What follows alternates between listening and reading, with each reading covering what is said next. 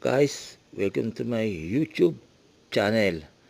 Tayo po ngayon ay magluluto ng ginisang sayote. Yan guys, veg time. Tayo po ngayon ay naggisa ng kamatis, bawang, sibuyas at mantika. Siyempre, ilalagay po natin ang mga pampalasa tulad ng patis para may konting alat ang ating gulay. Siyempre, lagyan din po natin ng chicken cube para talagang lalo pang sumarap ang ating gulay. Atin lang po ito isasangkutsa. Yan. After ng pagsangkutsa, ayan na po, kumatas na po ang ating kamatis. Siyempre, iligay po natin ang sayote na talaga namang lalong sasarap ang ating gulay.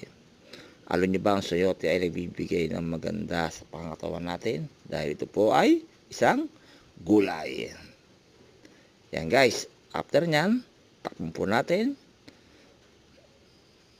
Maya-maya, atin na pong bubuksan. Yan, kumatas na po. Yan guys, kumatas na ang ating sayote. Yan ang ating kamatis. At atin na pong ilalagyan ng sotanghon na para pang lalo pang samarap ang ating gulay. Yan guys, ilagyan natin ang sotanghon. Atin na lang itong iluluto ng konti at ito po pwede na pong kainin. Maraming pong salamat. Bye-bye na po.